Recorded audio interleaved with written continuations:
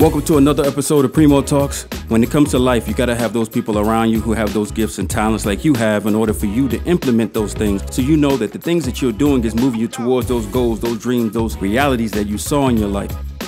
This is not the time for you to take a step back. It's a time for you to be teleported. This is a place where you can actually get the information that you need that you can implement today. Let's talk. Welcome back to another edition of the CFS show. Listen, today I'm just going to talk about risk factors when it comes to you being an entrepreneur and you're starting a business. It's the most important thing that you should understand, that you have this desire. You actually are getting ready to test that theory, so you have some assumptions that are not necessarily facts. So let's look at what a new entrepreneur will face. Step one is investment risk. The probability of a permanent loss of your capital. Every entrepreneur must accept that when they start a business, there is a highly notation that you could permanently lose your capital. This is the reason that we always stress here at CFS, you got to be mindful of your capital allocation. Capital allocation means how you deploying those resources with the new idea that you came up with as an entrepreneur.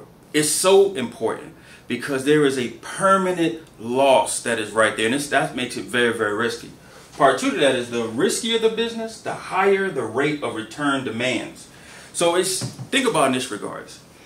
If you're going to go into a business that just has you as a person, or you and your brother, or you and your sister, you and your mom, as soon as you add that second person, a higher return is required.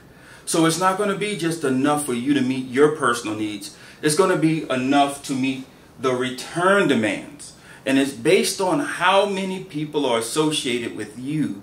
Now, if you a single male or a single woman and you go to start a business, then it's only going to be you that you're worried about. However, if you are married and you have 3 children, then you need to think about, and you have a wife, then that's 5 people. 5 people need a higher return. So you can't just do enough to meet your personal needs as a male or a woman. You have to do enough to meet 5 people. That's right, 5. And remember, as an entrepreneur, today's conversation about investment risk. So I wanted to make sure I really stress that, because some of the greatest lessons in life come from correction.